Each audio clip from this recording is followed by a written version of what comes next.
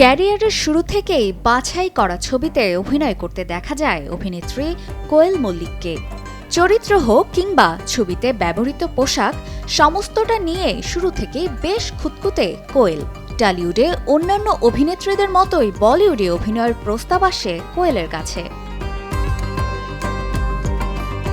যদিও প্রস্তাবটি ছিল অনেক আগের, এটা অভিনেত্রীর ক্যারিয়ারের শুরুর দিকের সময় বলিউডের হটস্টার খ্যাত ইমরান হাশমির সঙ্গে অভিনয় করার প্রস্তাব আসে তার, কিন্তু সেই ছবির প্রস্তাব ফিরিয়ে দেন অভিনেত্রী।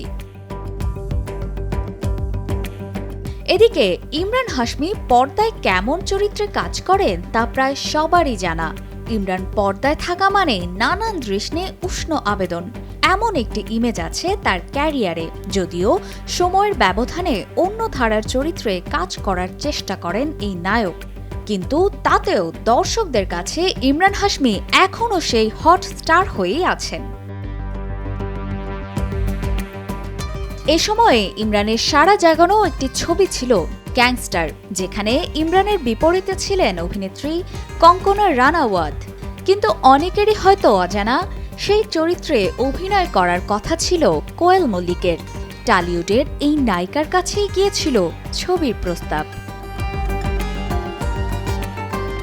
কিন্তু কেন এই ছবির প্রস্তাব ফিরিয়ে দিয়েছিলেন তা স্পষ্ট করে জানিয়ে কোয়েল বলেছিলেন, তিনি যৌন দৃশ্যে অভিনয় করতে সাবলীল নন। ছবিতে চুম্বনের অনেক দৃশ্যও ছিল, সেজন্যই রাজি হননি তিনি। কোয়েলের বক্তব্য অনুযায়ী নিজেদের তৈরি রীতি ভাঙতে রাজি ছিলেন না মল্লিক পরিবারের এই মেয়ে, তাই বলিউডে কাজ করার সুযোগ পেয়েও হাতছাড়া করেছিলেন কোয়েল মল্লিক। অপর্ণা বর্ষা, কালের কণ্ঠ।